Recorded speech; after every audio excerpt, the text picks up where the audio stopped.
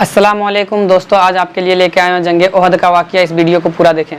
بدر میں بری طرح شکست کے بعد مکہ کے کافروں نے 3000 لوگوں کی فوج تیار کی اور مسلمانوں پر حملے کے لیے مکہ سے روانہ ہوئے۔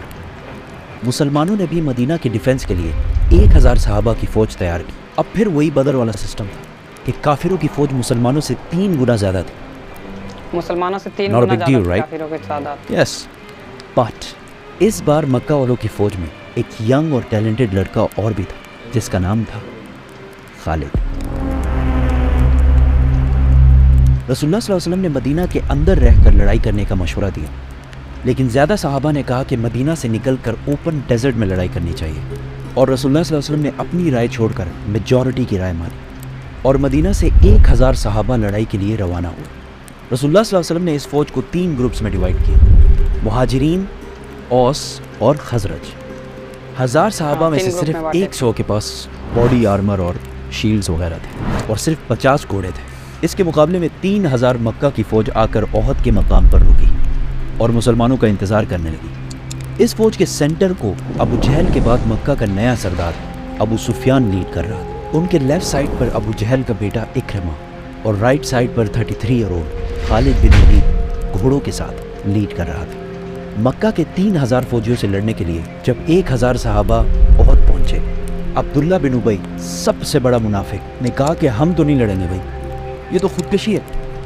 عبداللہ بن ابی اور اس کے 300 ساتھی مسلمانوں کی فوج سے الگ ہو گئے۔ یہ ایک پری پلانڈ سازش تھی یا جو بھی تھا۔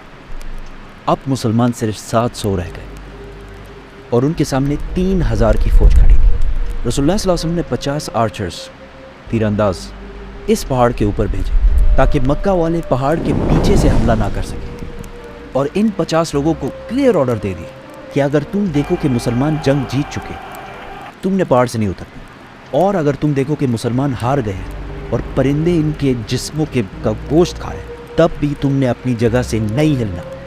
کافروں کی فوج سے ایک بندہ سامنے آیا اور مسلمانوں کو چیلنج کیا۔ حضرت علی نے جا کے پھر اس کا بھائی سامنے آیا اور حضرت حمزہ نے اس کو بھی ختم کر دیا۔ پھر وہاں سے آتے گئے اور مسلمان ساروں کو مارتے رہے۔ اسی کے ساتھ دونوں فوجوں نے حملہ کر دیا۔ پہلے لڑائی تھوڑی سخت ہوئی، لیکن آہستہ آہستہ صحابہ ان کو کرش کرتے گئے اور مکہ والے حوصلہ ہارنے لگے اور تھوڑی سی لڑائی کے بعد بدر کی طرح میدان سے بھاگنے لگے۔ کلیئرلی یہ لگ رہا تھا کہ مسلمان جنگ جیت چکے، اسی لیے پہاڑ پر کھڑے 50 آرچرز میں سے 41 جیت کی ایکسائٹمنٹ میں پہاڑ چھوڑ کر مال اکٹھا کرنے کے لیے نیچے اترے، اور پہاڑ کے اوپر صرف 9 تیر انداز رہ گئے اور ایگزیکٹ اسی ٹائم کا خالد بن ولید انتظار کر رہے۔ جیسے ہی وہ نیچے اترے، خالد اپنے گھڑ سواروں کو لے کر پہاڑ کے پیچھے سے لائٹننگ سپیڈ کے ساتھ بڑھے۔ پیچھے سے حملہ کر دیا خالد بن ولید نے۔ اب the game was completely changed۔ مسلمان جیتی ہوئی جنگ کے بجائے 2 فوجوں کے درمیان میں پھنس گئے تھے، اور آہستہ آہستہ بہت سارے صحابہ شہید ہونے لگے، اور مسلمانوں کے مین جنرل حضرت حمزہ کو ایک حبشی غلام وحشی نے شہید کر دیا۔ And to make it even worse, دونوں فوجوں سے لڑنے کے دوران وہاں ایک افواہ پھیل گئی کہ محمد صلی اللہ علیہ وسلم کو بھی شہید کر دیا گیا، اور یہ افواہ اس لیے پھیلی کہ جب خالد بن ولید پہاڑ کے پیچھے سے حملہ کر رہے تھے تو ان کے ایک گروپ نے محمد صلی اللہ علیہ وسلم کے کیمپ پر حملہ کر دیا، اور اس ٹائم وہاں پر رسول اللہ کی پروٹیکشن کے لیے صرف 9 لوگ موجود تھے۔ لڑائی یہاں تک گئی کہ رسول اللہ صلی اللہ علیہ وسلم کا دانت شہید ہوا، لیکن حضرت طلحہ اور باقی صحابہ نے ان کو بچائے رکھا۔ 9 ڈیفینڈرز میں سے 7 جب شہید ہوئے تو کافروں کو لگا کہ انہوں نے رسول اللہ کو بھی شہید کر دیا، کیونکہ انہوں نے مصعب بن عمیر کو شہید کیا تھا، جن کی صورت رسول اللہ صلی اللہ علیہ وسلم سے بہت ملتی جلتی۔ اتنے میں مسلمانوں کی فوج کسی طرح وہاں سے نکل کر پیچھے ہٹی اور رسول اللہ صلی اللہ علیہ وسلم کو پروٹیکٹ کر کے پہاڑ کے اوپر لے گئی، اور پہاڑ کے اوپر دوبارہ فارمیشن بنائی اور لڑائی کے لیے بالکل ریڈی ہو گئی۔ مکہ والوں کے گھوڑے پہاڑ پر چڑھ نہیں سکتے تھے، اور بغیر گھوڑوں کی ان کی سپیڈ بہت سلو ہوتی، اور مسلمان ان پر بہت تیر برساتے۔ تو ابو سفیان نے فیصلہ کیا کہ بس اتنا کافی ہے، ہم بس یہاں سے واپس مکہ چلے جائیں گے۔ جانے سے پہلے ابو سفیان نے حضرت عمر سے پوچھا کہ کیا ہم نے محمد کو قتل کر لیا؟ تو حضرت عمر نے کہا کہ نہیں، وہ بالکل ٹھیک ہے، اور یہ جو تم کہہ رہے ہو وہ سن رہے ہیں۔